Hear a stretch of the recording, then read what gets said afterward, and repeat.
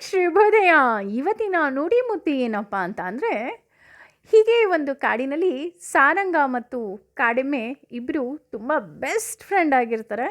ಸಾರಂಗ ಓಡುವುದರಲ್ಲಿ ನಿಪುಣನಾಗಿದ್ದರೆ, ಕಾಡೆಮ್ಮೆ ತನ್ನ ಬಲದಿಂದ ನಿಪುಣನಾಗಿರ್ತಾನೆ. ಅವರಿಬ್ಬರು ಒಬ್ರಿಗೊಬ್ರು ಪ್ರಾಮಿಸ್ ಮಾಡ್ಕೊಳ್ತಾರೆ ಆ್ಯಸ್ ಎ ಫ್ರೆಂಡ್ಸ್. ನಾವು ಯಾವುದೇ ಕಾರಣಕ್ಕೂ ಯಾವುದೇ ಪ್ರಸಂಗ ಬಂದರೂ ಸಹ ನಾವಿಬ್ಬರು ಒಬ್ರಿಗೊಬ್ರು ಓಡೋದು ಬೇಡ.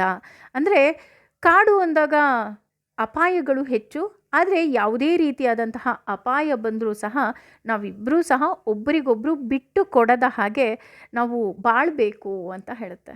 ಆಗ ಇಬ್ಬರು ಹೌದು ಅಂತ ತಲೆ ಅಲ್ಲಾಡಿಸುತ್ತೆ. ಹೀಗೆ ಕಾಲ ಕಳೆದ ನಂತರ ಒಂದು ದಿನ ಇಬ್ಬರೂ ಸಹ ನದಿಯಲ್ಲಿ ನೀರು ಕುಡಿತಾ ಇರ್ತಾರೆ. ಹಿಂದಿನಿಂದ 3-4 ಹೈನಗಳು ಅದನ್ನ ಆಕ್ರಮಣ ಮಾಡುತ್ತೆ. ಆ ರೀತಿ ಆಕ್ರಮಣ ಮಾಡಿದಾಗ ಸಾರಂಗಕ್ಕೆ ಒಂದೇ ನೆನಪಿರುತ್ತೆ, ನನ್ನ ಮಿತ್ರನಿಗೆ ತುಂಬ ಬಲ ಇದೆ, ಅವನು ಇವ್ರನ್ನೆಲ್ಲ ಓಡಿಸ್ತಾನೆ ಅಂತ. ಆದರೆ ಸ್ವಲ್ಪ ಹೊತ್ತು ಯಾವಾಗ ಆ ಹೈನಗಳು ಆ ಸಾರಂಗವನ್ನು ಆಕ್ರಮಣ ಮಾಡುತ್ತೆ, ತಕ್ಷಣ ಈ ಕಾಡೆಮ್ಮೆ ಓಡಿ ಹೋಗುತ್ತೆ. ಓಡಿ ಹೋಗಿದ ತಕ್ಷಣ ಆ ಸಾರಂಗದ ಕಣ್ಣಲ್ಲಿ ತುಂಬ ದುಃಖ ಇರುತ್ತೆ, ಅಳ್ತಾ ಇರುತ್ತೆ. ಅದೇ ಸಮಯದಲ್ಲಿ 4 ಹೈನಗಳು ಅದನ್ನು ಆಕ್ರಮಣ ಮಾಡಿ ಕಚ್ಚೋದಕ್ಕೆ ಶುರು ಮಾಡುತ್ತೆ. ಆದರೆ ಅದು ಸಾರಂಗಕ್ಕೆ ಹೈನಗಳು ಕಚ್ತಾ ಇದೆ ಅನ್ನೋಕ್ಕಿಂತ, ನನ್ನ ಸ್ನೇಹಿತ ನನ್ನನ್ನು ಇಂತಹ ಸಂದರ್ಭದಲ್ಲಿ ಬಿಟ್ಟು ಹೋಗ್ಬಿಟ್ನಲ್ಲ ಅಂತ ತುಂಬ ದುಃಖ ಇರುತ್ತೆ, ತುಂಬ ನೋವನ್ನು ಅನುಭವಿಸ್ತಾ ಇರುತ್ತೆ. ಇನ್ನೇನು ಆ ಹೈನಗಳು ಆ ಸಾರಂಗವನ್ನು ಕಚ್ಚಿ ಕೊಲ್ಲಬೇಕು ಅನ್ನೋ ಸಮಯದಲ್ಲಿ ಎಲ್ಲಿಂದನೋ ತುಂಬ ಧೂಳು ಬರುತ್ತೆ, ಭೂಮಿ ಅಲ್ಲಾಡುವಂಥ ಶಬ್ದ ಆಗುತ್ತೆ.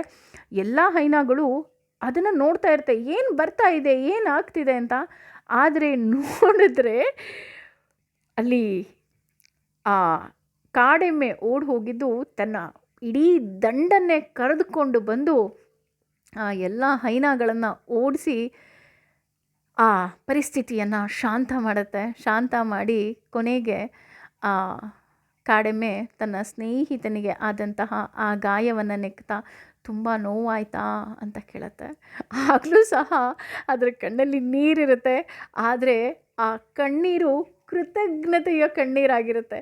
ಅಂದರೆ ಅದು ಓಡಿ ಹೋಗಿದ್ದು ಏನಕ್ಕೆ ಅಂದರೆ, ನಾನು ಒಬ್ಬನೇ ಅಷ್ಟು ಹೈನಗಳನ್ನು ಸೋಲಿಸೋದಕ್ಕೆ ಆಗೋದಿಲ್ಲ, ನಿನ್ನ ಪ್ರಾಣವನ್ನು ರಕ್ಷಿಸಬೇಕು ಅಂತ ಅದೇನು ಮಾಡುತ್ತೆ, ತಕ್ಷಣ ಓಡೋಗಿ ತನ್ನ ಹಿಂಡನ್ನೇ ಕರೆದುಕೊಂಡು ಬಂದು ಆ ಹೈನವನ್ನು ಓಡಿಸಿರುತ್ತೆ. ಅಂದರೆ ಅಯ್ಯೋ, ನಾನು ನನ್ನ ಸ್ನೇಹಿತನ ಬಗ್ಗೆ ತಪ್ಪು ತಿಳ್ಕೊಂಬಿಟ್ನಲ್ಲ ಅಂತ ಅದು ಅದರ ಕಣ್ಣಲ್ಲಿ ಮತ್ತೆ ನೀರಿರುತ್ತೆ. ನಿಮ್ಮ ಜೀವನದಲ್ಲೂ ಈ ಥರ ಯಾವುದಾದ್ರು ಒಂದು ಪ್ರಸಂಗ ಆಗಿದೆಯಾ?